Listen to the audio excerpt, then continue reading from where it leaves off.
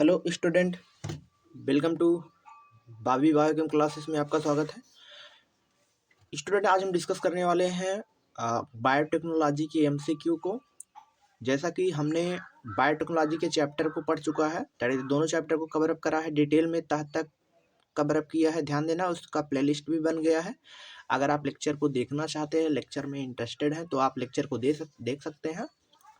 तो आप अगर लेक्चर को देखने के बाद एमसीक्यू का पोर्शन करेंगे, जिससे आपको काफ़ी तक समझ में आएगा। आप सारे एमसीक्यू कर ले जाएंगे। ध्यान देना, मैक्सिमम एमसीक्यू आप बना ले जाएंगे। ध्यान देना, ये जो एमसीक्यू का बुक्स देख रहे हैं, ध्यान देना, ये जो बुक्स है आपका एनसीईआरटी फिंगर टिप्स है, इम्पॉर्टेंट एमसीक्यू बुक्स है। अगर आप एनसीईआरटी को डिटेल में तक पढ़ लेते हो तो ये एमसीक्यू को आप सॉल्व कर पाते हो। ध्यान देना, ये एमसीक्यू बहुत इंपॉर्टेंस होते हैं, खास करके कॉम्पिटिटिव एग्जामिनेशन के लिए। अगर आप कॉम्पिटिटिव एग्जामिनेशन की तैयारी कर रहे हो, जैसे मेडिकल की तैयारी कर रहे हो, समझ रहे हो, जैसे नीट वगैरह इसमें आते हैं। इसके अलावा जैसे तुम कोई भी बी फार्मा हो गया, डी फार्मा हो गया, कोई भी एंट्रेंस एग्जामिनेशन की जब तैयारी करते हो, कोई भी एंट्रेंस एग्जामिनेशन जो बायोलॉजी से रिलेटेड है, तो यहाँ पर ये बुक्स काफ़ी मोस्ट इम्पॉर्टेंट हुआ करता है, इसका एमसीक्यू। तो आप देखेंगे जिससे चीज़ों को सॉल्व कर पाएंगे। ध्यान देना, यहाँ पे जो दिखाया गया है इसका फ्लो चार्ट है। ध्यान देना, principle and process of biotechnology, पहला हम ये चैप्टर लेके चल रहे हैं। Principle and process of biotechnology वाला चैप्टर लेके चल रहे हैं। यहाँ पे ध्यान देना, चीज़ें बहुत तक दिखाई गई हैं, कैसे क्या होता है डिटेल में। इसको हमने पढ़ाया भी है, समझाया भी है, इलेक्ट्रोपोरेसिस वगैरह का process.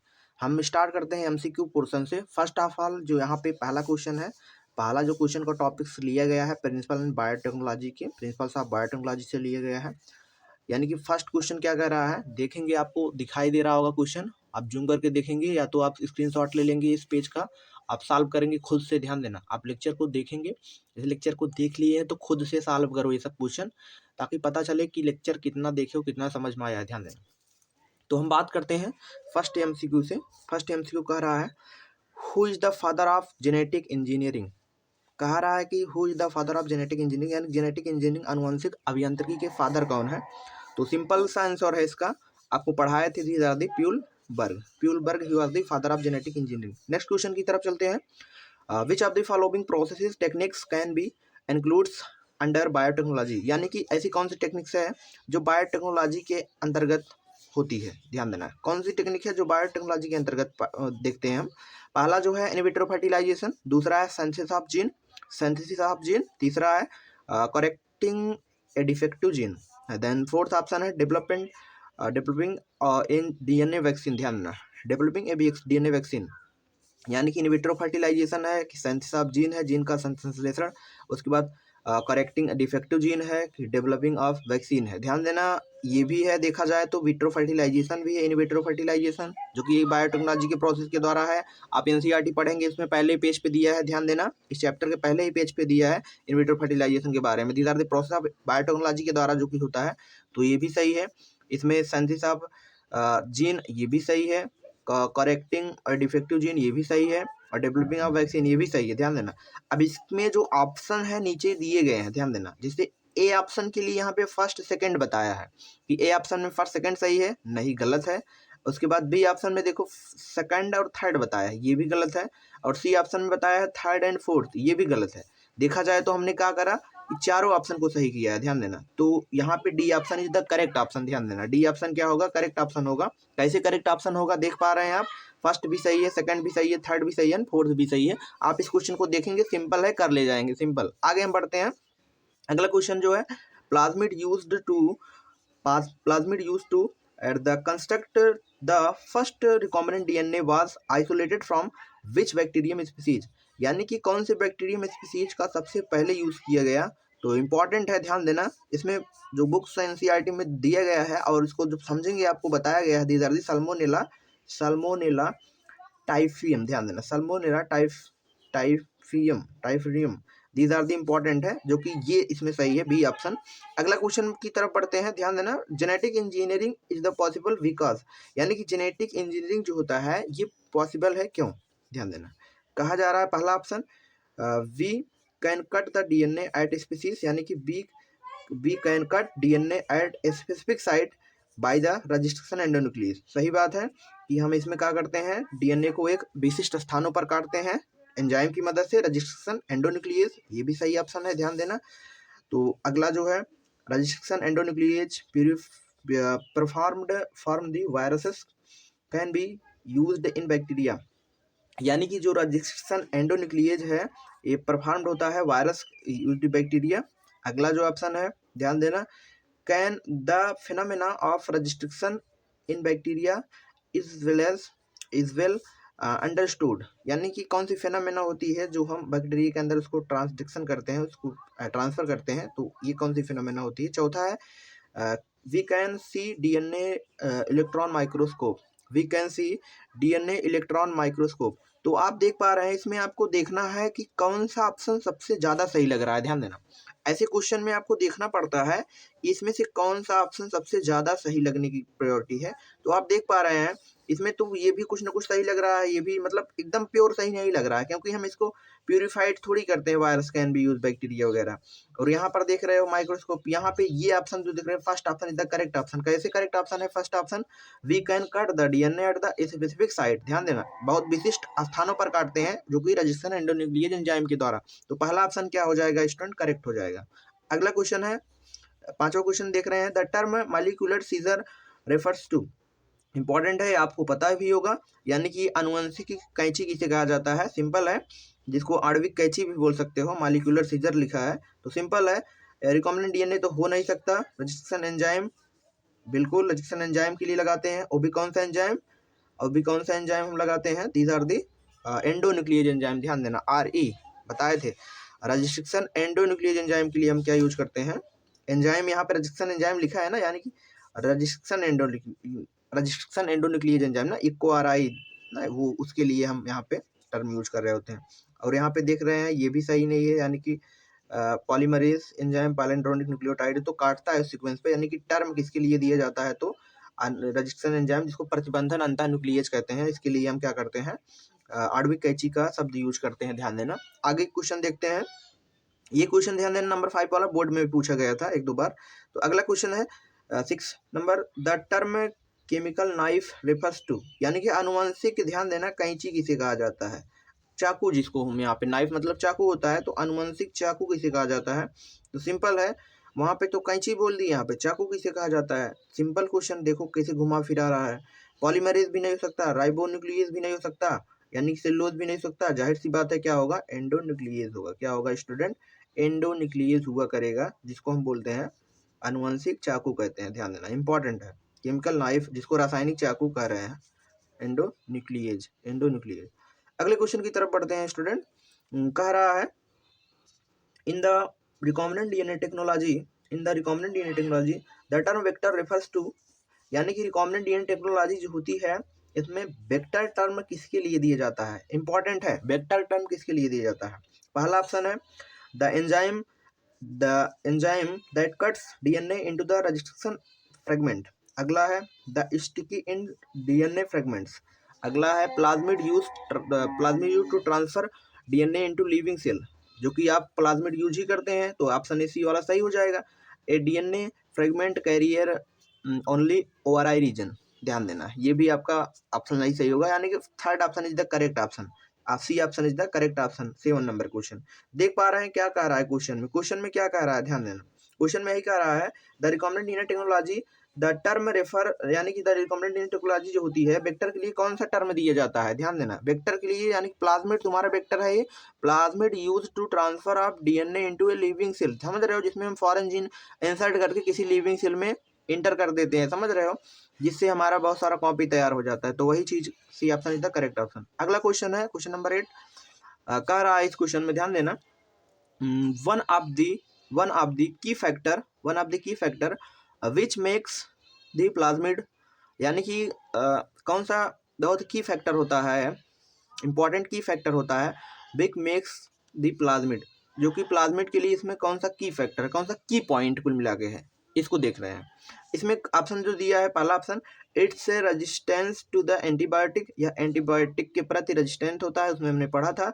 It's resistance to the resistance enzyme, ये रजिस्टेंस एंजाइम के प्रति प्रतिरोधक होता है, रेजिस्टेंस होता है, समझ रहे हो। अगला है its ability to carry a foreign gene, यानी कि ये वांछित जीन के लिए समझ रहे हो, वांछित जीन को कैरी करता है, इंपॉर्टेंट है, ध्यान देना। Its ability because infection the host, ये होस्ट को संक्रमित करता है, संक्रमण करता है। तो ऑप्शन नंबर 8 में देखेंगे तो आपको लगभग 2-3 ऑप्शन आपको सही लग रहा है, लेकिन एकदम करेक्ट ऑप्शन क्या होगा, मुख्य रूप से इसका पर्पज क्या होता है, प्लाज्मिड का पर्पज यही होता है, इंपॉर्टेंट है। Its ability to carry the foreign gene, ध्यान देना स्टूडेंट, आपको हमने डिटेल में पढ़ाया है कि जो प्लाज्मिड होता है इसका मेन फैक्टर होता है, ध्यान देना, ये क्या करता है, फॉरेन जीन को क्या करता है, जो वांछित जीन होते हैं उनको क्या करता है, समझ रहे हो, ट्रांसफर, यानी कि उसमें हम जोड़ लेते हैं फॉरेन जीन को, इस तरीके से रिकॉम्बिनेंट डीएनए क्या करते हैं, तैयार कर लेते हैं प्लाज्मिड में, यही तो करता है, यानी फॉरेन जीन को कैरी करता है ना, वही चीज कह रहा है। तो इसमें ये भी ऑप्शन देख रहे हैं, एंटीबायोटिक रेजिस्टेंस तो होता ही है, लेकिन more correct answer C option correct ना, क्योंकि वो कह ही रहा है उसका मेन पर्पज प्लाज्मिड का यही होता है, ये वो फॉरेन जीन को कैरी करे, इंपॉर्टेंट है। अगला क्वेश्चन ध्यान देना, the term recombinant DNA refers, यानी कि the term recombinant DNA refers to, जो पुनर्संयोजित डीएनए के लिए कौन सा टर्म दिया जाता है, ध्यान देना, इंपॉर्टेंट है। आगे हम इसमें बात कर रहे हैं, पहला ऑप्शन है DNA of the host cell, यानी कि डीएनए के होस्ट के लिए, समझ रहे हो। अगला है DNA with the piece of foreign gene DNA. अगला है DNA with the selectable marker and DNA with the more recognition site, DNA with more than one recognition site, यानी कि डीएनए में more than one recognition site पाई जाती हैं। तो question number 9 में देख पा रहे हैं, इसमें आपको करेक्ट आंसर कौन सा दिख रहा है, डीएनए विद ए, ध्यान देना, DNA with a piece of foreign gene, ध्यान देना। रिकॉम्बिनेंट डीएनए यानी कि कैसे हम बनाते हैं, रिकॉम्बिनेंट डीएनए का टर्म किस में दे रहे हैं, सिंपल है, जब हम डीएनए को क्या करते हैं, फॉरेन जीन के साथ जोड़ते हैं, उसको हम आरडीएनए बोलते हैं, ध्यान देना। यानी कि प्लाज्मिड के डीएनए थे, प्लाज्मिड के डीएनए को हमने क्या करा, कोई फॉरेन जीन का डीएनए इस तरीके से जब जोड़ा तो उसे हम क्या बोलते हैं, ध्यान देना, उसे हम आरडीएनए बोलते हैं, उसके लिए हम आर टर्म रेफर करते हैं, ध्यान देना। तो मोर करेक्ट आंसर क्या होगा, DNA with a piece of a foreign gene DNA, ध्यान देना, DNA with a piece of a foreign gene DNA, यानी कि फॉरेन डीएनए के लिए ये टर्म क्या किया जाता है, मोस्ट प्रोबेबल यूज किया जाता है, इंपॉर्टेंट है। अगला क्वेश्चन नंबर 10 की तरफ जा रहे हैं, इसमें क्वेश्चन नंबर 10 क्या कह रहा है, the term chimeric DNA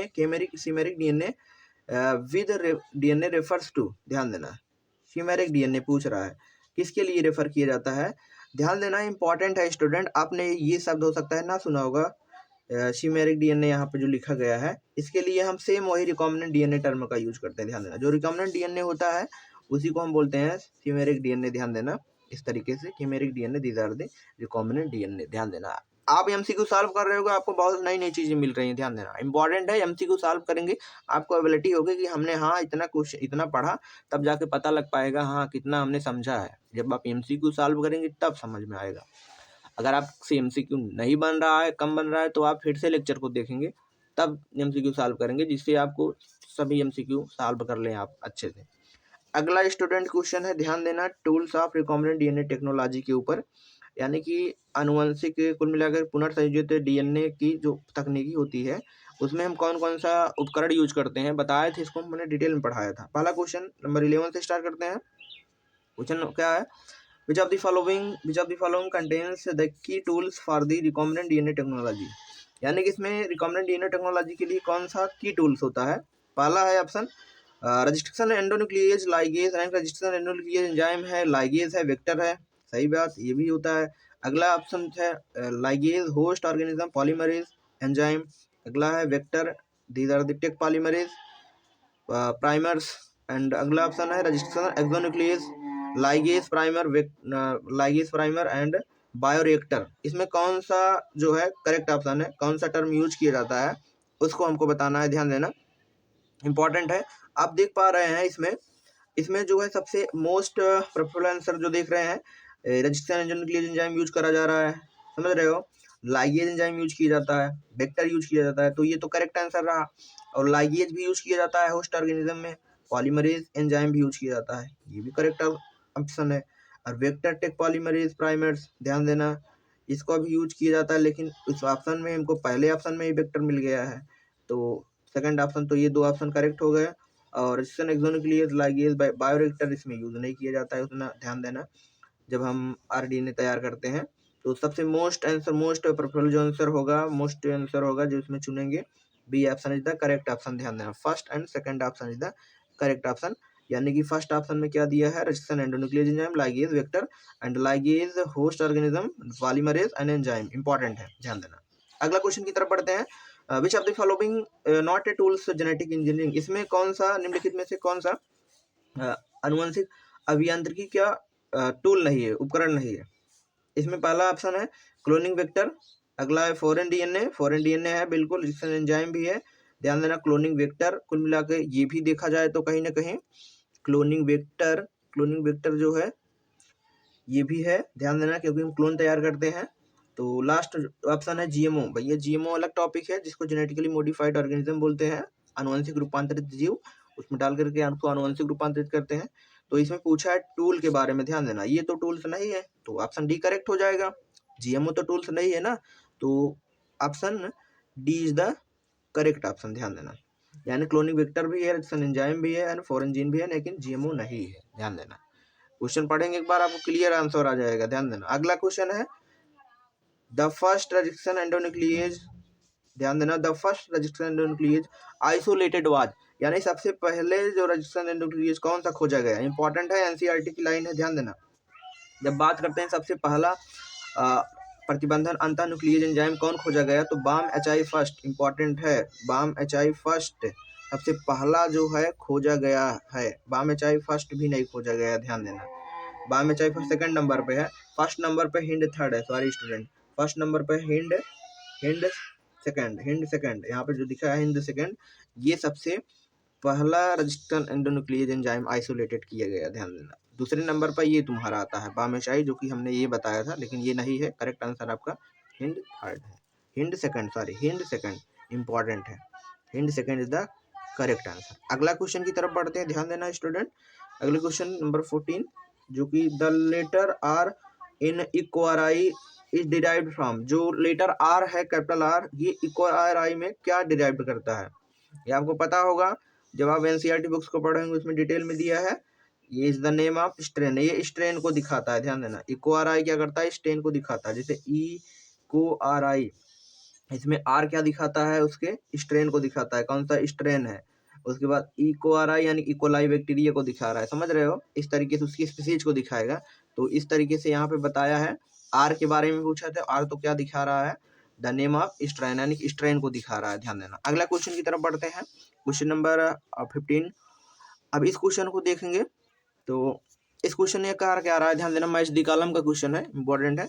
the match the column first and column second को मैच करना है, नॉमेनक्लेचर ऑफ रजिस्ट्रेशन एंजाइम का नॉमेनक्लेचर करना है, इक्वाराई जो भी दिए गए हैं ना, सेलेक्ट द करेक्ट आंसर, तो आपको करेक्ट आंसर की तरफ कोड करना है। इस तरीके से यहाँ पे कोड दिए गए हैं, इसमें हम सही मिलान करके हमको क्या करना है, उसका आंसर चुनना। जैसे ई क्या रिफर करता है, इंपॉर्टेंट है, अभी हमने क्वेश्चन को सॉल्व किया, E refers for the strain, name of strain को रिफर करता है। तो ई के लिए, ए के लिए पहला ऑप्शन क्या हो गया, 4, समझ रहे हो। अब इस ऑप्शन में जैसे तुम जब भी कॉलम मैच द कॉलम का क्वेश्चन सॉल्व करो, ध्यान देना, इसमें एक ट्रिक है, जब भी तुम मैच द कॉलम का क्वेश्चन सॉल्व करो, यानी कॉलम फर्स्ट ने कॉलम सेकंड को मैच करने के लिए दिया है, तो जैसे एक ऑप्शन मिला लो, तो एक ऑप्शन जैसे ही तुमने ए का क्या आया, यानी ई किसको रिफर कर रहा है, नेम ऑफ स्ट्रेन को रिफर कर रहा है, तुमने मिला लिया, एक का ऑप्शन सही निकला, तो तुमको क्या करना है, चारों ऑप्शन को देखना है, ध्यान देना, चारों ऑप्शन को गौर से देखना है कि इसमें कौन सा ऑप्शन ए यानी सही है। जैसे देख रहे हैं, एक फोर्थ कौन सा है, ए फोर्थ इसमें कौन सा दिखाया गया है, ध्यान देना, ए फोर्थ जो है इसमें कौन सा दिखाया गया, ध्यान देना। ए जो है, हम सारे स्टूडेंट, आर जो है स्टैंड को रिप्रेजेंट करता है, यहाँ पे देखेंगे ये आर स्टैंड को रिप्रेजेंट करता है, ध्यान देना, ई नहीं स्टैंड को रिप्रेजेंट करता। ई तो तुम्हारा उसका जीनस का नेम होगा, ध्यान देना, ई जो होगा उसके जीनस का नेम होगा, ई जो होगा उसके जीनस का नेम होगा, ई जो होगा उसके जीनस का नेम होगा, ध्यान देना। इस तरीके से ई को हम इसमें मिलाएंगे जीनस में। अब देखो, ई के लिए तुमने सेकंड ऑप्शन निकाला, ए के लिए सेकंड ऑप्शन, तो सेकंड ऑप्शन देखो कौन सा है, ये वाला है सेकंड ऑप्शन, ये भी सेकंड, दो है, ध्यान देना, बी वाला भी है और डी वाला भी है, मोस्ट प्रोबेबल आंसर। अब अगला क्वेश्चन, अगला देखना है, यानी को को जो है वो किसको रिप्रेजेंट करता है, ध्यान देना। जो बी है, जो को है, वो किसको रिप्रेजेंट करता है, तो वो किसको रिप्रेजेंट करता है, नेम ऑफ स्पीसीज, ये स्पीसीज को रिप्रेजेंट करता है कि कौन सी स्पीसीज का है, उसकी जाति क्या है, उसके रिप्रेजेंट करता है स्पीसीज वंश, समझ रहे हो, इस तरीके से। आर तो पता ही है स्टैंड को रिप्रेजेंट करता है, यानी बी का मिल गया, आर मिल गया, यानी इसमें मान लो तुमको दो ही चीज मालूम हो, दो ही चीज क्या, ई क्या है उसका इस जीनस है, और आर क्या है उसका स्टैंड है। हमने दो ऑप्शन को चूजा, ए वाला और सी वाला, तो हम निकाल सकते हैं। तो जाहिर सी बात है ए वाला सी वाला हो गया, तो आप ये भी इसमें करेक्ट कर सकते हैं।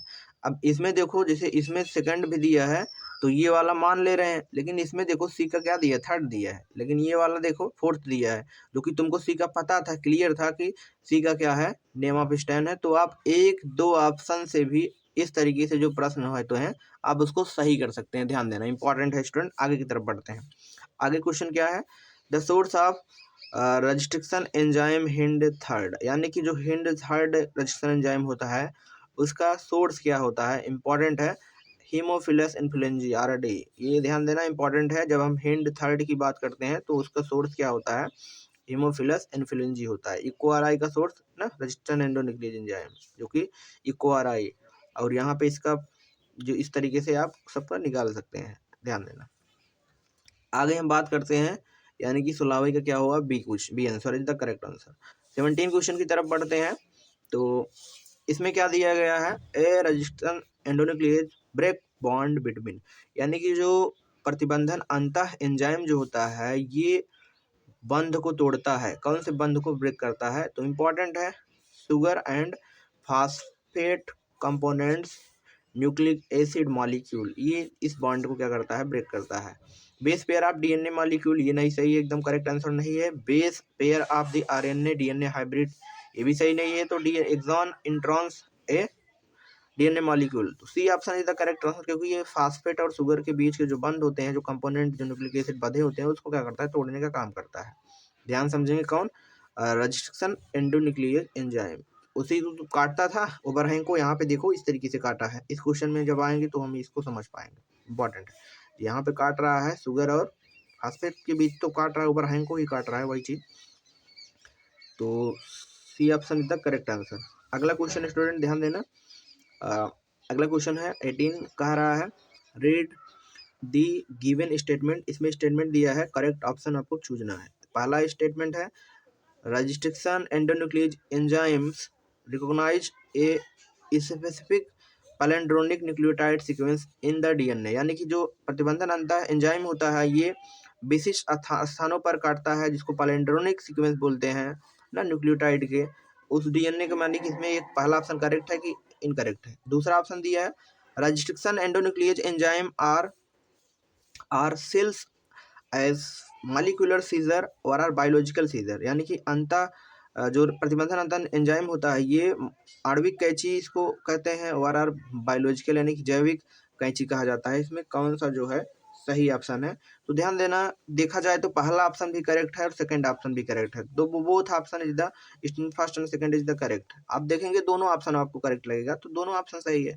तो सिंपल है, पहला ऑप्शन इज द करेक्ट।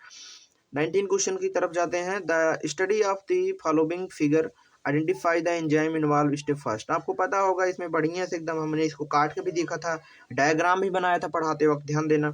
यहाँ से एक तरीके से कट लगा रहा है, यहाँ से कट लगा रहा है, यहाँ पर कट लगा रहा है, यहाँ पे कट लगा रहा है, और कौन सा एंजाइम कट लगाता है, ध्यान देना, जिसको बताया थे restriction endonuclease enzyme Eco R I, ध्यान देना। कट लगाने के बाद यहाँ पे जोड़ने का काम कौन कर रहा है, इस तरीके से डीएनए लाइगेज, ध्यान देना, लाइगेज यहाँ पे जोड़ रहा है, और यहाँ पे कट कौन लगा रहा है, इको आर आई, ध्यान देना, इको आर आई कट लगा रहा है, और जोड़ कौन रहा है, डीएनए लाइगेज, ध्यान देना, डीएनए लाइगेज। तो पहला ऑप्शन क्या हो जाएगा आपका, करेक्ट हो जाएगा, सिंपल था। अगला क्वेश्चन की तरफ जाते हैं, ध्यान देना 20, which of the following correctly depicts the recognization site, इसमें आपको साइट को चूजना है, यानी कि इको आर आई जो एंजाइम होता है ये कहाँ पर कट लगाएगा, ध्यान देना। यहाँ पे जो बेस पेयर दिए गए हैं, ध्यान देना, जो बेस पेयर्स दिए गए हैं इसमें से इको आर आई जो एंजाइम है किसके किसके बीच कट लगाएगा, ध्यान देना। पहला तो है नहीं, पहला तो ब्लंट एंड बनाएगा, ये भी ब्लंट एंड बनाएगा, ध्यान देना। ये ध्यान देना, कुल मिला के स्टिकिंड बनाएगा। लेकिन वहां पे हमने बताया था, ध्यान देना, GT के बीच कभी नहीं कटता हो। GAATTC, समझ रहे हो, GAATTC पैलिंड्रोमिक सीक्वेंस हमेशा ढूंढना है, ध्यान देना। इसमें आपको पैलिंड्रोमिक सीक्वेंस दिख रहा होगा, ध्यान देना, जैसे GAATTC, नीचे देखो इधर से GAATTC, इधर से भी पढ़ रहे हैं वही मिल रहा है, इधर से पढ़ रहे हैं वही मिल रहा है। These are the palindromic sequence. इसको क्या बोलते हैं स्टूडेंट? पैलिंड्रोमिक सीक्वेंस बोलते हैं। तो डी ऑप्शन क्या हो जाएगा आपका? करेक्ट हो जाएगा। अगले ऑप्शन की तरफ चलते हैं। अगला क्वेश्चन, यानी कि the sticky ends of the fragmented DNA molecule are made up of, यानी कि जो चिपचिपा खंड होता है, ये DNA खंड, जो चिपका खंड होता है, यानी चिपचिपा एंड होता है DNA फ्रेगमेंट का, वो जो होता है यानी कि किसका मिलकर बना होता है, इसको हम क्या कहते हैं? यानी कि वो अनपेयर्ड बेसिस होते हैं, ध्यान देना, वो दिखाई देते हैं और अनपेयर्ड बेसिस होते हैं, स्टिकी एंड, जो कि यहाँ पे कट रहा है इस तरीके से। यहाँ पे देखो ये अनपेयर्ड है, इस तरीके से ये अनपेयर्ड होते हैं जो आपस में आके जुड़ जाते हैं। तो सिंपल है। 20 का क्या हो जाएगा? 21 का these are the, C option is the correct answer, ध्यान देना, C option is the correct answer. अगले क्वेश्चन की तरफ चलते हैं। The restriction enzyme responsible for the cleavage of following sequence, important है, यानी कि इसमें जो दिया गया है DNA बेस पेयर, इसमें कौन सा रजिस्ट्रेशन एंजाइम इसको कट लगाएगा बीच से, जो कि कौन सा एंड बनेगा? आपका ब्लंट एंड बनेगा। कौन सा एंजाइम कट लगाएगा? इंपॉर्टेंट है, कौन सा एंजाइम कट? इक्वाराई तो लगाएगा नहीं, इक्वाराई आपने समझ लिया कहाँ पे कट लगाता है, इक्वाराई तो लगाएगा नहीं यहाँ पे कट, इक्वाराई समझा। यहाँ पे हिंड सेकंड आपको कट लगाता है, ध्यान देना, हिंड सेकंड जो होता है यहाँ पे कट लगाकर ब्लंट एंड बना रहा होता है, ध्यान देना। बायमेचाई फर्स्ट भी नहीं होता और इक्वाराई सेकंड भी नहीं, तो B option is the correct option, ध्यान देना। अगले क्वेश्चन की तरफ मूव करते हैं स्टूडेंट। अगला क्वेश्चन क्या है? Identify the palindromic sequence of the following, यानी कि निम्नलिखित में से कौन सा पैलिंड्रोमिक सीक्वेंस है जिसको विलोम पद हिंदी में कहते हैं, विलोम पद क्रम है, उसको देखना है। तो आपको पता होगा GAATTC, समझ रहे हो, GAATTC होना चाहिए, ये नहीं, ये गलत है। अगला बात कर रहे हैं जी, ये भी गलत है। अगला है जी, ये तो गलत है सरासर। अगला बात कर रहे हैं, ध्यान देना, अगला है पैलिंड्रोमिक सीक्वेंस आपको ढूंढना है, ध्यान देना, इसका उल्टा होना चाहिए, इसका उल्टा होना चाहिए। देखो जी, ये देखो थोड़ा सा इसको देखो, CCTGG, यहाँ पे C, लेकिन यहाँ पे A लिख गया। अगर यहाँ पर भी T होता इस तरीके से, CC होता तो ये सही होता। इधर देखो CGATA, समझ रहे हो, इस तरीके से इधर देखो A, समझ रहे हो, A, लेकिन यहाँ पे क्या है, C से स्टार्ट हो रहा है, इधर A से स्टार्ट हो रहा है, ये भी गलत है। ये वाला देखो B वाला, GGATCC, समझ रहे हो, GGATCC, सॉरी स्टूडेंट, आपका बी ऑप्शन करेक्ट होगा, ध्यान देना। आप ध्यान से देखेंगे तो आपको मिलेगा, ऐसा मत समझना कि आपको एक ही पैलिंड्रोमिक सीक्वेंस दिखाया देगा। जैसे वहाँ पे पैलिंड्रोमिक सीक्वेंस यहाँ पे जैसे ढूंढा GAATTC, समझ रहे हो, नीचे GAATTC, ऐसा मत समझना कि इधर भी GAATTC मिलेगा तो भी सही होगा। यहाँ पे देखो अच्छा है, GGATTC, उधर नीचे देखो GGATTC, सिंपल। इस तरीके से क्या हो जाएगा तुम्हारा, इस तरीके से क्या हो जाएगा, B option is the correct option. अगला क्वेश्चन की तरफ मूव करते हैं, ध्यान देना। 24, which of the following statements is not correct regarding to EcoRI resistance endonuclease enzyme, यानी कि प्रतिबंधन अंतः एंजाइम जो होता है, इसमें कौन सा स्टेटमेंट जो है ये करेक्ट नहीं है, सही नहीं है, ध्यान देना, इसके प्रति कौन सा स्टेटमेंट सही नहीं है प्रतिबंधन अंतर न्यूक्लियस एंजाइम के प्रति। पहला ऑप्शन है it is isolated from Escherichia coli RY13, ध्यान देना, जो कि ऑप्शन उतना करेक्ट नहीं है। It is recognization sequence by GAATTC, समझ रहे हो, GAATTC, ये भी सही है, ध्यान देना, ये भी सही है। आपको पूछ क्या रहा है, इनकरेक्ट ऑप्शन पूछ रहा है, ध्यान देना, which of the following statement is not correct, incorrect option पूछ रहा है, ध्यान देना। ऐसे क्वेश्चन को आप जब करते हैं, जब भी क्वेश्चन करें तो वहां पर आप मार्क कर लें ताकि आपको पता चल सके क्वेश्चन में क्या रहा है, ध्यान देना। यहाँ पे इनकरेक्ट कह रहा है, ध्यान देना, कौन सा सही नहीं है ऑप्शन, तो ऑप्शन कौन सा सही नहीं, ये भी सही है भैया, इसको आइसोलेट किया गया था एस्केरिसिया कोलाई को, RY13 को, सही ऑप्शन है। और दूसरा option it is recognization sequence GAATTC, ये पैलिंड्रोमिक सीक्वेंस को रिकॉग्नाइज करता है जो कि इसमें दिया गया है। अगला ऑप्शन क्या है, it produce complementary blunt end, ध्यान देना, it produce complementary blunt end गलत है। It produce complementary blunt end यानी कि नहीं, ये स्टिकी एंड को प्रोड्यूस करता है, ध्यान देना, चिपचिपे खंड को प्रोड्यूस करता है, ब्लंट एंड को नहीं। नन ऑफ द दिस की तो बात ही नहीं होगी, ये ऑप्शन क्या हो जाएगा, इनकरेक्ट हो जाएगा, यानी C option is the correct option. ध्यान देना, क्वेश्चन को एक बार देखेंगे आप, करेंगे, सिंपल है। इसमें पूछ रहा है कौन सा ऑप्शन सही नहीं है, तो ये ऑप्शन सही नहीं है। It is produce blunt end यानी कि ये हमेशा स्टिकी एंड को प्रोड्यूस करता है, इसमें ब्लंट एंड लिखा है, तो ये ऑप्शन गलत हो जाएगा, तो इसी को हम सही मान लेंगे क्वेश्चन के अकॉर्डिंग। अगला है, Which of the following sequence is recognized by registration enzyme BAM-H first, यानी कि निम्नलिखित में से कौन सा जो BAM-H फर्स्ट क्या करता है, सीक्वेंस को रिकॉग्नाइज करता है। ध्यान देना, BAM-H फर्स्ट किसके लिए रिकॉग्नाइज करता है, हैंड तो पता चल गया, इक्वाराई पता चल गया, अब BAM-H आपको पता करना है कौन से खंड को काटता है, इसमें से कौन से पैलिंड्रोमिक सीक्वेंस को काटता है। ध्यान देना, इंपॉर्टेंट क्वेश्चन है, अच्छा क्वेश्चन है, आप इसको देखेंगे। जैसे इसमें बात करें, इसमें इस तरीके से GAA-TTC, ये गलत है क्योंकि ये इक्वाराई काटता है। यहाँ पे AAGCT ये भी उतना सही नहीं है। GGATCC, GG, ध्यान देना, ATCC ये ऑप्शन आपका करेक्ट है। हमेशा ये GG के बीच में कटिंग करता है, ध्यान देना, इम्पॉर्टेंट है। BAM-HI जो होता है हमेशा पैलिंड्रोमिक सीक्वेंस के गुआनिन साइड को काटता है, ध्यान देना, GG में कट लगाता है, इम्पॉर्टेंट है। लेकिन जब बात करते हैं इक्वाराई की, तो इक्वाराई हमेशा किसके बीच कट लगाता है, इक्वाराई हमेशा किसके बीच कट लगाता है, GA के बीच, ध्यान देना, GA के बीच कट लगाता है इक्वाराई। और जब बात करते हैं हिंड थर्ड की यानी हिंड सेकंड की, तो हिंड सेकंड हमेशा किसके बीच कट लगाता है, ध्यान देना, जब बात करते हैं हिंड सेकंड की, तो हिंड सेकंड किसके बीच कट लगाता है, तो अभी आपको हमने बताया था हिंड सेकंड किसके बीच कट लगाता है, ध्यान से समझेंगे। हिंड सेकंड हमेशा, ध्यान देना, C और G के बीच कट लगा रहा है, ध्यान देना, साइटोसिन गुआनिन के बीच कट लगा रहा है। इस क्वेश्चन से हमें हिंड थर्ड वाला भी सॉल्व कर सकते हैं, इंपॉर्टेंट है, आप लर्न कर लीजिए, याद कर लीजिए। इक्वाराई हमेशा किसके बीच कट लगा रहा है, किसके बीच कट लगा रहा है, GA के बीच, और जो हिंड सेकंड है ये किसके बीच कट लगा रहा है, GC के बीच, और उसके बाद BAM-H फर्स्ट जो है किसके बीच कट लगाता है, GG के बीच, ध्यान देना, जो कि यहाँ पे हमने सॉल्व किया है ना, GG के बीच कट लगा रहा है। अगले क्वेश्चन की तरफ जा रहे हैं। इफ ए प्लाज्मिड वेक्टर डिस्टिक्टेड यानी कि digested with the EcoRI at single site then, यानी कि जो प्लाज्मिक वेक्टर है, वाहक, समझ रहे हो, वेक्टर है, ये डाइजेस्ट कैसे करता है इक्वाराई के सिंगल स्टैंड को, उसके बारे में बात किया गया, ध्यान देना। ये ध्यान देना क्या करता है, इक्वाराई जो होता है टू प्रोड्यूस, सिंगल स्टैंड से नहीं, टू प्रोड्यूस स्टिकी, यानी कि ये तो one sticky ends will be produce, one एक स्टिकी एंड नहीं प्रोड्यूस करता, टू स्टिकी एंड्स प्रोड्यूस, ये दो स्टिकी एंड को प्रोड्यूस करता है ना, दो स्टिकी एंड को प्रोड्यूस करता है ना। इसे डीएनए में यहाँ पे देख रहे हो, एक स्टिकी एंड ये है, एक स्टिकी एंड है, दो स्टिकी एंड है, एक ये है, एक ये है, तभी तो आपस में जाकर के ये जुड़ जाएंगे, इस वजह से ये दो स्टिकी एंड को प्रोड्यूस करेगा, तो B option is the correct option आपका हो जाएगा, ध्यान देना। 4 तो प्रोड्यूस नहीं करेगा, 6 भी नहीं प्रोड्यूस करेगा, तो बी ऑप्शन करेक्ट हो जाएगा। अगले क्वेश्चन की तरफ मूव करते हैं।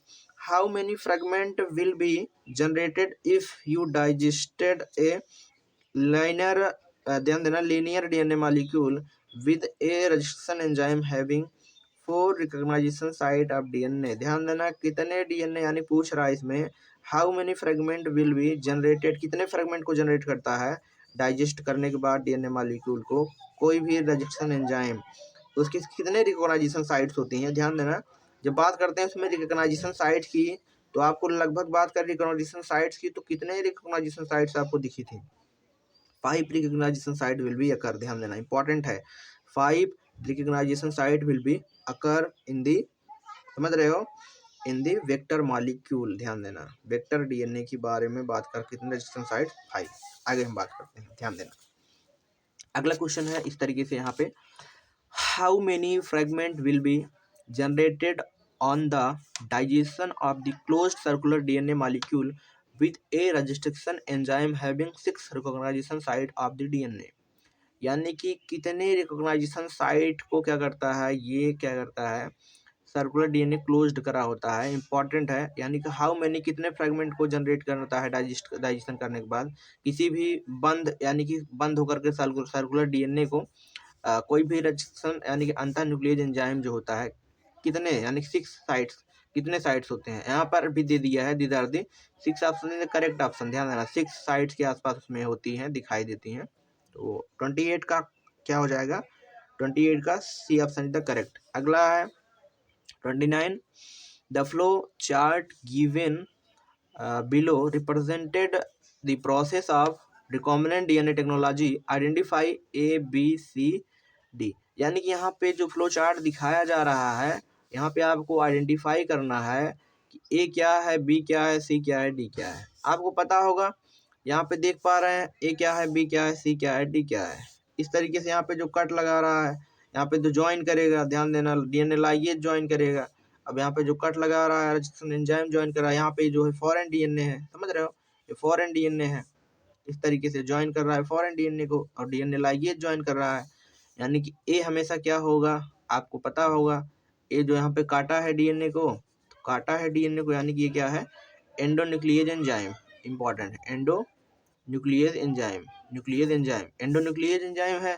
और बी क्या है, वेक्टर है। बी क्या है, समझ रहे हो, यानी कि एंडोन्यूक्लियस एंजाइम को जहाँ पे जोड़ रहे हैं उसी की बात करेंगे, समझ रहे हो। और ये सी क्या है तुम्हारा, सी क्या है, ध्यान देना, ये फॉरेन डीएनए को ज्वाइन करता है और डीएनए लाइगेज ज्वाइन करता है। इस तरीके से हम सेल के अंदर ट्रांसफर कर देते हैं। अब इसमें देखो कौन सा सही ऑप्शन है, ए को रजिस्टर्ड एंडोन्यूक्लियस एंजाइम बोल रहे हैं, इसमें भी रजिस्टर्ड एंडोन्यूक्लियस एंजाइम, इसमें भी दिया है, इसमें भी दिया है, यानी चारों ऑप्शन में दिया है, इंपॉर्टेंट है। लेकिन बी ऑप्शन क्या है, रजिस्टर्ड एंडोन्यूक्लियस, बी ऑप्शन भी क्या करा है, रजिस्ट्रेशन एंडोन्यूक्लियेज बताया है ना। इसमें देखो रजिस्ट्रेशन एंडोन्यूक्लियेज बी ऑप्शन भी बताया है, तो बी ऑप्शन भी रजिस्ट्रेशन एंडोन्यूक्लियेज, हाँ रजिस्ट्रेशन एंडोन्यूक्लियेज आकर के काटा है इसको, इसको भी कटेगा ना, सॉरी स्टूडेंट यहाँ पे ध्यान देना, बी ऑप्शन को भी रजिस्ट्रेशन एंडोन्यूक्लियेज भी काटेगा। इंपॉर्टेंट है, हम तो इसको वेक्टर मान रहे थे, लेकिन नहीं, वेक्टर है, वेक्टर तो है, लेकिन इसको काटने के लिए सेम वही एंजाइम जो इसको यहाँ पे कट लगा रहा है, तो इसको भी यहाँ पे कट लगाएगा। इस कॉन्सेप्ट को हमने समझाया था, ध्यान देना। एमसीक्यू सॉल्व करते समय काफ़ी सारी गलती हो जाती है, तो आप सॉल्व करेंगे बहुत सारी क्लियरिटी आएगी, ध्यान देना। तो इस तरीके से यानी कि ए बी दोनों क्या है, रजिस्ट्रेशन एंडोन्यूक्लियेज एंजाइम, यहाँ पर भी रजिस्ट्रेशन एंडोन्यूक्लियेज एंजाइम। सी क्या है, पता है, डीएनए लाइगेज है, समझ रहे हो, डीएनए लाइगेज क्लियर है। अब इसमें भी डीएनए लाइगेज दिया है, ध्यान देना, ऑप्शन बहुत करीबी है यहाँ पे, लेकिन ऑप्शन क्या है, सी ऑप्शन पहले से ही गलत हो गया। यहाँ पे हाइड्रोलेज दिया है और यहाँ पर भी हाइड्रोलेज दिया है, तो आपको डी और सी में ज़्यादा माथापच्ची नहीं करना है, आगे कहानी देखना है, आगे क्या कर रहा है। अब इसमें ट्रांसफर कर रहे हैं, तो ट्रांसफर करने की प्रक्रिया क्या कहलाती है, इंपॉर्टेंट है, ट्रांसफॉर्मेशन, समझ रहे हो क्या कहलाएगी, ट्रांसफॉर्मेशन कहलाएगी, इंपॉर्टेंट है। बी ऑप्शन करेक्ट हो जाएगा। लेकिन आप देख पा रहे हैं, तो आप सोच रहे हो ए ऑप्शन क्यों नहीं करेक्ट हुआ, ए ऑप्शन देख रहे हो, रजिस्ट्रेशन एक्सोन्यूक्लियेज एंजाइम यहाँ बताया है, ध्यान देना, बहुत करीबी आंसर है यहाँ पे, रजिस्ट्रेशन एक्सोन्यूक्लियेज बताया। अभी हम सॉल्व करते समय भी ध्यान नहीं दिए थे, ध्यान देना, रजिस्ट्रेशन एक्सोन्यूक्लियेज एंजाइम यानी एक्सोन्यूक्लियेज एंजाइम की बात कर रहा है। लेकिन इस ऑप्शन में ध्यान देना एंडोन्यूक्लियेज है, तो एंडोन्यूक्लियेज आपका सही है ना, तो एंडोन्यूक्लियेज सही है, बाकी तो इसमें सब कुछ सही है ही। यहाँ पे एंडोन्यूक्लियेज, लेकिन यहाँ पे क्या है, एक्सोन्यूक्लियेज कर दिया है, तो B option is the correct option, most probable answer क्या हो जाएगा, बी। अगला बात कर रहे हैं 13 क्वेश्चन की तरफ। 30 क्वेश्चन जो है ध्यान देना, in recombinant DNA technology a plasmid vector is cleavage by, यानी कि जो पुनर्संयोजित आनुवंशिक अभियांत्रिकी जो होती है, उसमें हम प्लाज्मिड वेक्टर को, वाहक डीएनए को कैसे क्लीव करते हैं, कैसे काटते हैं, ध्यान देना। इसमें इसको काटने के लिए सिंपल है, आपको पता भी होगा। इसमें हम करते क्या है, the same enzyme that cleavage into donor DNA, जैस एंजाइम से हम क्या करते हैं, फॉरेन डीएनए को काटते हैं, उसी एंजाइम से हम क्या करते हैं, समझ रहे हो, वेक्टर डीएनए को भी काट रहे होते हैं। उसी एंजाइम से हम क्या करते हैं स्टूडेंट, वेक्टर डीएनए को भी क्या करते हैं, काट रहे होते हैं। तो आपका सही ऑप्शन क्या हो जाएगा, C option is the correct. अगला है जेल इलेक्ट्रोपोरेसिस कीजिए, यानी कि जेल इलेक्ट्रोपोरेसिस कौन सा प्रोसेस होता है, ध्यान देना, आपको पढ़ाए हैं जेल इलेक्ट्रोपोरेसिस काफी डिटेल में, तो आप इस क्वेश्चन को करेंगे। सिंपल है, जेल इलेक्ट्रोपोरेसिस यानी कि इसमें ऐसी टेक्निक होती है जिसमें क्या किया जाता है, सेपरेशन ऑफ डीएनए फ्रेगमेंट को सेपरेट करते हैं एगारोस जेल की मदद से, ध्यान देना, इलेक्ट्रिक फील्ड को अप्लाई करने के बाद, ध्यान देना। तो C option is the correct option हो जाएगा, ध्यान देना, C option is the correct. अगला है 32 question, gel electrophoresis is used for, यानी कि जो वैद्युत कण संचलन इसको कह सकते हैं, ये किसके लिए उपयोग किया जाता है? जेल इलेक्ट्रोफोरेसिस टर्म जो होता है ये किसके लिए क्या किया जाता है, उपयोग किया जाता है, ध्यान देना। इसके ऑप्शन की बात करें तो यहाँ पे मोस्ट प्रोबेबल ऑप्शन क्या है?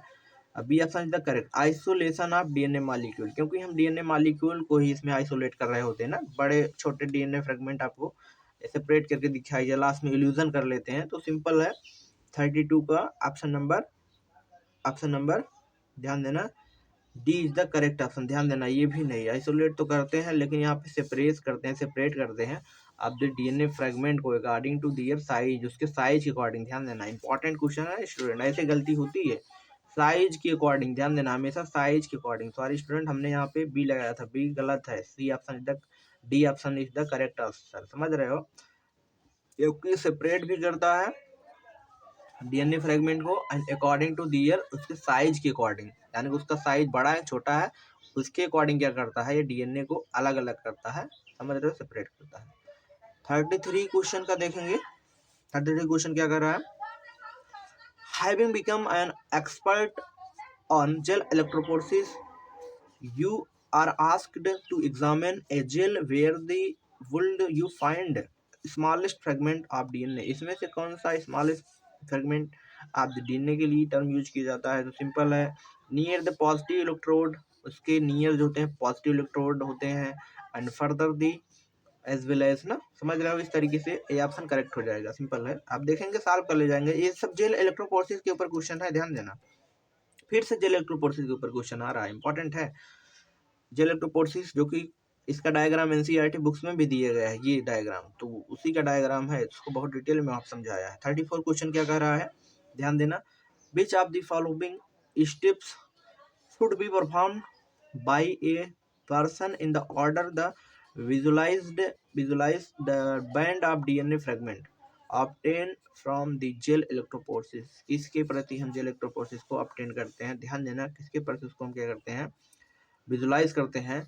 तो 34 क्वेश्चन का जो आंसर निकल के आएगा आपका, C answer is the correct answer, ध्यान देना, C answer is the correct answer. इसमें करते क्या है, staining with the ethidium bromide से स्टैनिंग करते हैं by the exposure of UV radiation, UV radiation की उपस्थिति में हम क्या करते हैं, उसको हम स्टैनिंग करते हैं, एथिडियम ब्रोमाइड इंपॉर्टेंट है, तो C option is the correct answer निकल के आ रहा होगा। अगला है 35 क्वेश्चन, ध्यान देना, कह रहा है study of the given figure carefully and select the incorrect statement regarding this। ध्यान देना, यहाँ पे इस फिगर को आपको केयरफुली देखना है और आपको इनकरेक्ट स्टेटमेंट को क्या करना है, सही करना है, यानी इसमें से कौन सा निम्नलिखित में से इनकरेक्ट स्टेटमेंट दिया गया है, ध्यान से समझना, इंपॉर्टेंट क्वेश्चन है, आप इसको क्वेश्चन को देखेंगे तो आप अगर इस क्वेश्चन को देखेंगे तो आपको B option is the correct option निकल के आएगा।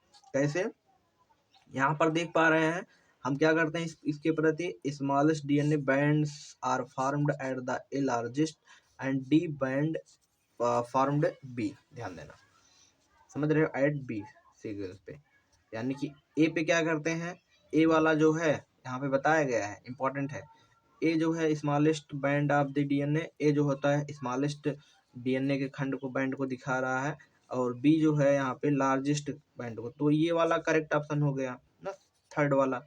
उसके बाद जब सॉरी सेकंड वाला, थर्ड वाला भी करेक्ट है ना, the separation of DNA fragment can be visualised after the staining of in the visible light, उसको हम लाइट के प्रति यानी विजुअल लाइट के प्रति क्या करते हैं, उसको हम स्टैनिंग करते हैं, तो आपका ये ऑप्शन क्या हो जाएगा स्टूडेंट, करेक्ट ऑप्शन हो जाएगा। कौन सा ऑप्शन करेक्ट होगा, ध्यान देना, कौन सा ऑप्शन करेक्ट होगा, B option is the correct answer, ध्यान देना, B option is the correct answer हुआ करेगा। अगला क्वेश्चन है, ध्यान देना, 36 क्वेश्चन है। अब 36 क्वेश्चन में क्या कह रहा है, ध्यान से समझना, विच of the following tools recombinant DNA technology incorrectly paired it's use, निम्नलिखित में से कौन सा टूल जो होता है, कौन सा उपकरण आनुवंशिक अभियांत्रिकी के अंतर्गत यूज किया जाता है, जो कि वो क्या है, इनकरेक्टली है, ध्यान समझना। अब इस क्वेश्चन में आपका कौन सा करेक्ट आंसर होगा, तो बात करें 36 क्वेश्चन की, तो 36 क्वेश्चन का जो आंसर निकल के आएगा आपका B option is the correct option. इसमें हम करते क्या है, ध्यान देना, डीएनए लाइगेज को मल्टीप्लिकेशन कराते हैं आप दी आरडीएनए मॉलिक्यूल से, इंपॉर्टेंट है। ये जो भी क्वेश्चन देख रहे हैं ये सब किस पे बेसिस है, और डीएनए टेक्नोलॉजी यानी कि अधिकतर जो क्वेश्चन यहाँ से यहाँ तक जो देखे हैं ये सब किस पे बेसिस है, जेल इलेक्ट्रोफोरेसिस पर। अगला क्वेश्चन ध्यान देना, बात कर रहे हैं अगले क्वेश्चन की तरफ बढ़ रहे हैं। अगला क्वेश्चन 37 जो है कह रहा है if you want to recover many copy of the target DNA, यानी कि target DNA you will choose the a vector, यानी कि कौन से वेक्टर को आप चुनेंगे जब आपको बहुत सारी कॉपी तैयार करना होगा। तो 37 का जो आंसर निकल के आता है that is the C option is the correct option. ध्यान देना, यानी कि whose origin support highly copy number, उसमें हमको बहुत सारी कॉपी चाहिए होती है, तो आपका इसी ऑप्शन करेक्ट। अगला जो है 38, which of the following statement are correct, निम्नलिखित में से कौन सा करेक्ट स्टेटमेंट है। ध्यान देना, करेक्ट सही स्टेटमेंट के बारे में पूछ रहा है, तो आप इस स्टेटमेंट को पढ़ेंगे, पढ़ने के बाद यहाँ पे दिया गया है कौन सा करेक्ट स्टेटमेंट है, सिंपल क्वेश्चन है। तो यहाँ पे जब हम चारों स्टेटमेंट को पढ़ते हैं, पढ़ने के बाद आपको पता चलता है B option is the correct option. कैसे, पहला भी सही है, देख पा रहे हैं restriction enzyme cut the strand of the DNA little, समझ रहे हो, little away from the center of the palindromic site, palindromic site में होता है, पैलिंड्रोमिक साइट पे देखा जाता है between the same two bases the opposite strand ना, दोनों बिटवीन यानी अपोजिट स्टैंड के बीच चीजें देखी जाती हैं। सेकंड ऑप्शन हिंड, सेकंड पता ही चला always cut the particular side, तो ये भी सही है। तो थर्ड ऑप्शन देखेंगे, समझ रहे हो, the separate the DNA fragment visualised electrophoresis के द्वारा हम इसको क्या करते हैं, सेपरेट करते हैं डीएनए फ्रेगमेंट को उसके साइज के अकॉर्डिंग, तो थर्ड ऑप्शन भी करेक्ट है। फोर्थ ऑप्शन में ORI sequence responsible for the controlling of copy number, ORI sequence जो होता है ये कॉपी नंबर को कंट्रोल करता है, यानी कितना कॉपी बनाना है, ओआरआई रीजन से चीजें स्टार्ट होती है, ध्यान दें रेप्लिकेशन की प्रक्रिया। तो आपका इसमें देख रहे हैं चारों ऑप्शन करेक्ट दिखाई दे रहा है, तो इसी वजह से हमने बी क्या करा है, सही करा है, सिंपल। अगला जो 39 क्वेश्चन क्या कर रहा है, ध्यान देना, 39 क्वेश्चन यही कह रहा है which one of the following characteristics is generally not perform a cloning vector, निम्नलिखित में से कौन सा क्लोनिंग वेक्टर के लिए हम उपयोग नहीं करते हैं। ध्यान देना, तो पहला ऑप्शन है an origin of replication, an origin of replication ये भी यूज करते हैं। ध्यान देना, इसमें कह रहा है नॉट, ध्यान देना, नॉट परफॉर्म, ध्यान देना जेनेटिकली नॉट, यानी कि इसमें नहीं है, उसके लिए बात कर रहा है। ओरिजिन ऑफ रेप्लिकेशन तो पाया जाता है, सेलेक्टेबल मार्कर भी होता है, मल्टीपल रजिस्ट्रेशन साइट नहीं होती, ध्यान देना।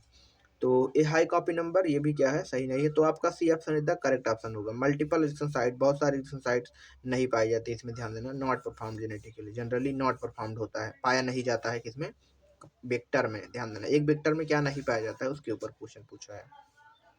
अगला क्वेश्चन है, ध्यान देना 14 में, read of the following statement, read of the following statement and select correct ones, इसमें हमको चारों स्टेटमेंट को पढ़ना है और सेलेक्ट करना है कौन सा सही है, कौन सा ऑप्शन क्या है सही ऑप्शन है, उसको क्या करना है, सेलेक्ट करना है। ध्यान देना, बात करें पहले ऑप्शन की, तो कहा रहा है some same kind of the sticky ends are produce when a DNA has been cut the different enzyme. ध्यान देना, इसमें करेक्ट ऑप्शन की बात कर रहा है, करेक्ट ऑप्शन की बात कर रहा है, ध्यान देना, तो ए ऑप्शन आपका करेक्ट नहीं है उतना।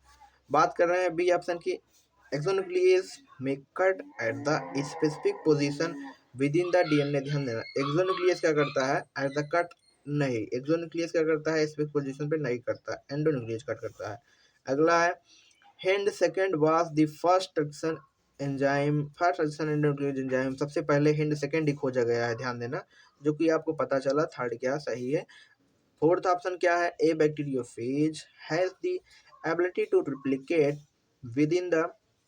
within bacterial cells and integrating कुल मिलाकर integrating its DNA bacterial DNA। ध्यान देना, DNA with the bacterial DNA important है, तो आपको ये ऑप्शन देख रहे हैं उसमें बैक्टीरियोफेज में रिप्लिकेट कराते हैं, तो ये ऑप्शन क्या हो जाएगा, फोर्थ ऑप्शन करेक्ट हो जाएगा। ध्यान देना, अगला है presence of more recognition site, भैया मोर बहुत सारी रिकॉग्नाइजेशन साइट नहीं पाई जाती, ध्यान देना, तो आपका जो निकल के आएगा तीसरा ऑप्शन सही है, चौथा ऑप्शन, तो इसी ऑप्शन करेक्ट हो जा रहा है, सिंपल। अगला क्वेश्चन है which of the following is not cloning vector, निम्नलिखित में से कौन सा, विच of the following is not cloning vector, यानी कि एक क्लोनिंग वेक्टर में, समझ रहे हो, वांछित वाहक में, समझ रहे हो, नहीं पाया जाता है, इंपॉर्टेंट है। काजमिड की प्रक्रिया, काजमिड भी है क्लोनिंग वेक्टर, समझ रहे हो, यानी PBr322 ये भी है क्लोनिंग वेक्टर। ये तो साइट है ना, ये कहाँ से क्लोनिंग वेक्टर है? तो ऑप्शन सी हो जाएगा करेक्ट, सिंपल है 41 का। एंड 42 की जब बात करते हैं, इसमें सेम जैसे पहले हमने क्वेश्चन किया था वही चीज, इसमें कॉलम फर्स्ट और कॉलम सेकंड को क्या करना है, मैच करना है। कौन सा कॉलम फर्स्ट और कॉलम सेकंड कैसे करेक्टली, कौन सा सही कॉलम है उसको कोड के अकॉर्डिंग। देखो आपने ये जो क्वेश्चन है वो PBr322 के ऊपर है, सिंपल है, इंपॉर्टेंट है। हमने PBr322 को याद करने का ट्रिक भी बताया है गाने के माध्यम से, आप उसको देखेंगे आपको समझ में आएगा, इंपॉर्टेंट है। AMPR एम्पेसिलिन रेजिस्टेंस जीन, आपको पता है ये क्या है, एक सिलेक्टेबल मार्कर है। क्या है? एक सिलेक्टेबल मार्कर है। MPR EMP और क्या है, टेट है, ध्यान देना टेट भी है, लेकिन टेट ऑप्शन में दिया नहीं है। एम्पेसिलिन टेट्रासाइक्लिन बढ़ाए थे, तो ये क्या है, सिलेक्टेबल मार्कर है, तो ये किससे सेकंड में सही होगा। And separation of DNA fragment, यानी कि सेपरेशन ऑफ DNA फ्रेगमेंट की प्रक्रिया को क्या बोलते हैं, इलेक्ट्रोफोरेसिस कहते हैं। एंड हिंड जो सेकंड है, ध्यान देना, हिंड थर्ड यहाँ पे लिखा गया है। हिंड थर्ड जो है ये किसके लिए यूज किया जाता है, हीमोफिलस इन्फ्लुएंजा के लिए। और जो PBr322 एक प्रकार का आर्टिफिशियल वेक्टर है, इंपॉर्टेंट है, कैसा वेक्टर है, आर्टिफिशियल वेक्टर है। तो आपका जो ऑप्शन नंबर सही निकल के आएगा, यानी कि यहाँ पर देख लो, यहाँ से ऑप्शन में कौन सा सही है। ए के लिए क्या है, सेकंड है, तो सेकंड सही है। बी के लिए क्या है, बी के लिए क्या है, थर्ड है। बी के लिए क्या है, थर्ड है। बी के लिए क्या है, थर्ड है, तो यहाँ पे थर्ड है, तो ये सही है बी के लिए। और सी के लिए क्या है, सी के लिए, सी के लिए देख पा रहे हैं फोर्थ, एंड डी के लिए फर्स्ट, तो C option is the correct answer. अगला क्वेश्चन है, ध्यान देना। अगले क्वेश्चन की तरफ मूव ऑन करते हैं।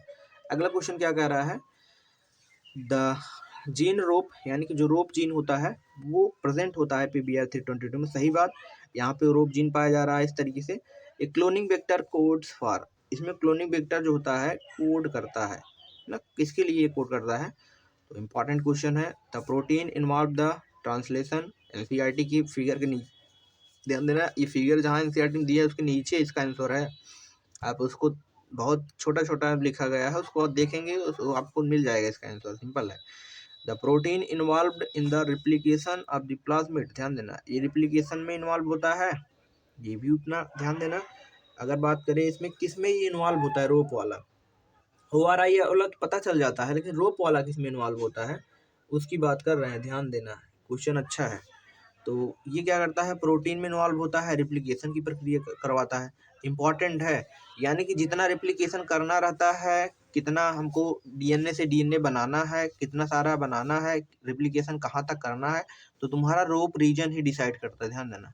रोप रीजन ही डिसाइड करता है, ये जो रोप रीजन होता है वही डिसाइड करता है कि रिप्लिकेशन कब तक होना है, कितना DNA बनाना है। रोप रीजन क्या करता है, उसको डिसाइड करता है। जब बन जाएगा हमारा जितना चाहिए होगा, तो उसके बाद रोप रीजन उसको बंद करा देगा, अब नहीं करना है। तो वही चीज, the protein involve in the replication of the plasmid, यानी कि रिप्लिकेशन की प्रक्रिया में इन्वॉल्व होता है, कितना क्या करना है उसको। अगला है identify the ABC and D। इस डायग्राम में आपको देख के बताना है ए क्या है, बी क्या है, सी क्या है, डी क्या है। एंड ध्यान देना, given figure E coli cloning vector में PBr322 बताना है, पता है आपको ए क्या है, बी क्या है, सी क्या है, डी क्या है। सबसे पहले जो सरल सरल है उसको देख लो, सी क्या है, पता है, सी क्या है, AMP, ध्यान देना, MR एम्पेसिलिन। और बी क्या है, यहाँ पे क्या था, बाम, H फर्स्ट, इसको हम याद करवाए थे डायग्राम को। और यहाँ पे क्या है, इस तरीके से ए वाला इक्वाराई, ध्यान देना इक्वाराई है, समझ रहे हो, इक्वाराई है। उसके बाद डी वाला आपको क्या है, ध्यान देना, डी वाला ORI रीजन है, डी वाला क्या है, ORI रीजन है। तो आप देख लो, इसमें लगा लो कौन सा करेक्ट ऑप्शन होगा। तो ध्यान देना, ए क्या है, इक्वाराई है, तो ऑप्शन पहला ही मिल गया करेक्ट। बी क्या है, बाम H, इस तरीके से। और यहाँ पे AMPR ना, और डी वाला क्या है, ORI रीजन, तो D option is the correct answer 44 का। अगला बात करें 45 क्वेश्चन की तरफ। ये क्वेश्चन क्या कर रहा है, read the given statement, select the correct option. इसमें आपको जो भी स्टेटमेंट दिए गए हैं उसको पढ़ना है, उससे आपको करेक्ट आंसर को क्या करना है, चुनना है। कौन सा ऑप्शन क्या है करेक्ट है उसको बतलाना है इस क्वेश्चन में, ध्यान देना, अच्छा क्वेश्चन है। पहला ऑप्शन ध्यान देना जो दिया गया है, the cloning vector is required to have very few, ध्यान देना, preferably single recognition site for the commonly use restriction enzyme. सही बात, उसके लिए हम यूज करते हैं। अगला जो है presence of the more one recognition site, बहुत सारी रिकॉग्नाइजेशन साइट पाई जाती हैं क्लोनिंग वेक्टर में। सही बात है। Several fragment and process of gene cloning, यानी कि ये भी सही है, ये भी, दोनों ऑप्शन सही है। तो B A option is the correct answer ना, दोनों सही है तो ए ऑप्शन करेक्ट हो जाएगा। अगला क्वेश्चन है 46। 46 क्वेश्चन क्या कर रहा है, PBR 322, PBR 322 was the first artificial cloning vector to be constructed. What does BR stand for, यानी BR स्टैंड जो है किसको बताता है, ध्यान देना। बॉलीवर एंड रोड्रिग्यूज, इंपॉर्टेंट है। बॉलीवर एंड रोड्रिग्यूज ने सबसे पहले उन्होंने क्या करा था, बताया था, PBR 322 को सबसे पहले खोजा था, ध्यान देना, जो कि क्या है, आर्टिफिशियल वेक्टर है। केवल BR करके दिया है, ध्यान देना, इंपॉर्टेंट है। कुछ लोग इसको, हो सकता है BR को वेक्टर का कोई समझ ले, यानी कि यहाँ पे साइंटिस्ट के नाम के बारे में पूछा है। बॉलीवर और जो रोड्रिग्यूज हैं वो क्या है, साइंटिस्ट हैं। इंपॉर्टेंट क्वेश्चन है, ध्यान देना। इसको हमने बताया था वहाँ पे, बॉलीवर रोड्रिग्यूज ने सबसे पहले इसको खोजा है, PBR 322 को, वही बात। अगला question 47। Read the following statement, select the correct ones. इसमें आपको स्टेटमेंट को पढ़ना है और सेलेक्ट करना है कौन सा सही ऑप्शन है, ध्यान देना। स्टेटमेंट्स को पढ़ना है और चुनना है कि कौन सा ऑप्शन क्या है, करेक्ट है, ध्यान देना। 47 क्वेश्चन का, जब 47 क्वेश्चन की बात करते हैं तो पहला ऑप्शन क्या दिया गया है, ध्यान देना। पहला ऑप्शन इलेक्ट्रोपोरेसिस इज द टेक्निक्स, ऐसी टेक्निक होती है जिसमें हम क्या करते हैं, सेपरेट करते हैं DNA मॉलिक्यूल के साइज के अकॉर्डिंग, ये भी सही है। और प्लाज्मिड क्या होता है, एक्स्ट्रा क्रोमोसोमल DNA होता है ना, समझ रहे हो, सर्कुलेशन डबल स्ट्रैंड होता है, ये भी सही है। It is involve to the exonuclease enzyme and the producing for the recombinant DNA technology and EcoRI, समझ रहे हो, DNA मॉलिक्यूल, ये भी सही है। इक्वाराई ना इंडिकेट फॉर दी, ये भी सही है। तो आपका चारों ऑप्शन सही है। तो यहाँ पे देखो कहाँ किसमें चारों ऑप्शन दिया है, डी में दिया है, तो D option is the correct answer. अगला question, in the PBR 322 tetracycline resistance TET-R जिसको बोल रहे हैं, has recognition for the following resistance एंडोन्यूक्लियेज।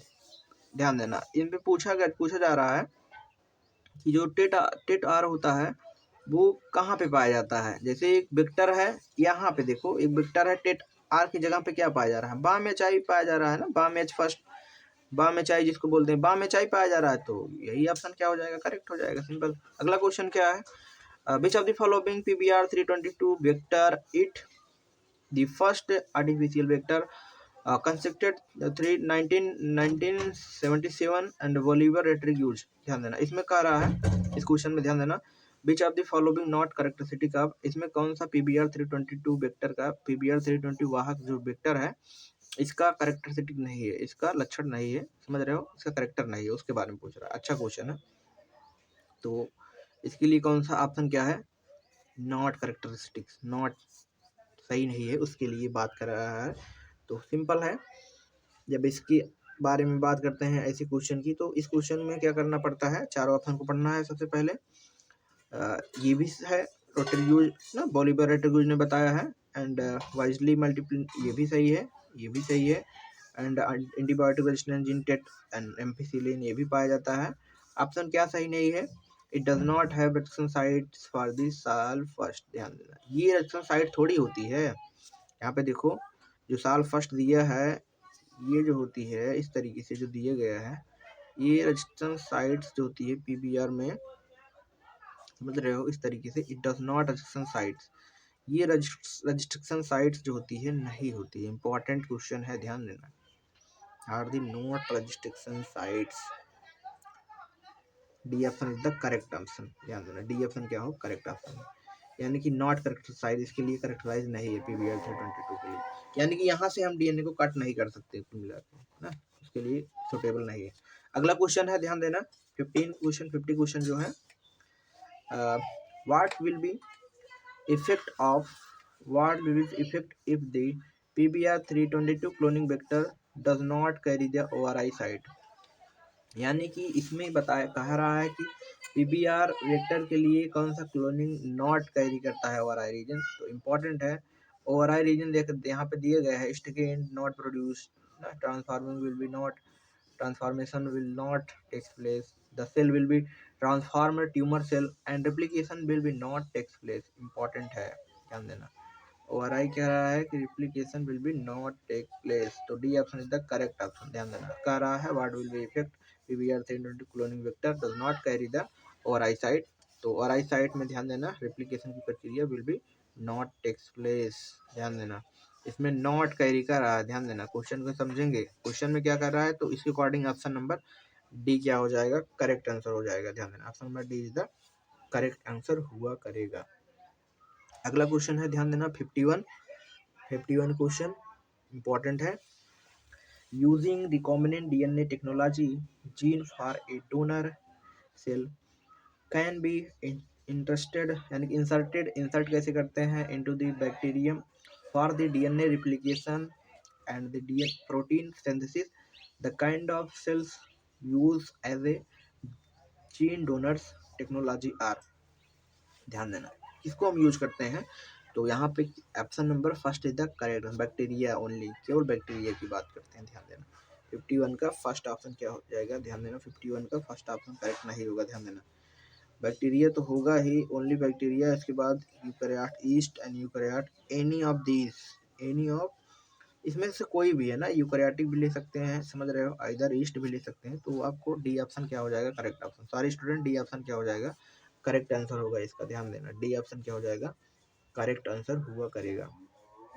अगला क्वेश्चन जो है, ध्यान देना 52 एन एडवांटेज, ध्यान देना, using for the east whether the bacteria is the recipient recombinant eukaryote east can ना, ईस्ट कैन यानी कि क्या है, तो उसको पूछ रहा है। तो इसमें 52 की बात जब हम करते हैं, तो 52 में जो आंसर निकल के आता है एक्साइज इंट्रॉन्स, ध्यान देना, trans RNA transcripts, B option is the correct answer. Important है, क्वेश्चन की गहराई में जाएंगे आप चीजों को सॉल्व कर पाएंगे। इंपॉर्टेंट 53 क्वेश्चन क्या है, read the given statements, select the correct option. आपको स्टेटमेंट देखना है, उसके बाद करेक्ट ऑप्शन को चुनना है। ध्यान देना, तो यहाँ पे जो करेक्ट ऑप्शन निकल के आता है 53 क्वेश्चन का, ए ऑप्शन तक करेक्ट। स्टेटमेंट नंबर यानी कि statement both and first and second sentence दोनों करेक्ट है ना, देखो दोनों करेक्ट स्टेटमेंट दिख रहा है, यानी कि ये भी बैक्टीरिया मल्टीप्लाई करता है इस तरीके से, ये भी यहाँ पे टेक्नोलॉजी ह्यूमन जीन में प्रोकैरियोट्स में यूज किया जाता है, इस तरीके से आपका दोनों ऑप्शन करेक्ट हो जाएगा। अगला जो है 54, the process of insertional inactivation, ध्यान देना, इंसर्शनल इनएक्टिवेशन का जो प्रोसेस होता है वो किसके लिए होता है, तो a recombinant DNA inserted with in the coding sequence, हाँ, enzyme beta glycoside is resulting for the inactivation of the enzyme, B option, A option the correct answer. ध्यान देना, if the person obtain transformants by the interesting a recombinant, ध्यान देना, inserting a recombinant DNA within the coding sequence of enzyme beta galactoside is he separate recombinants will non recombinants by the following observation, by the following observation। अच्छा खासा question है, तो 55 का question का जब answer देखते हैं तो B answer is the correct answer. ध्यान देना, recombinant colonies produce any colour where the recombinant give blue coloured copies, blue coloured copies मिलती है।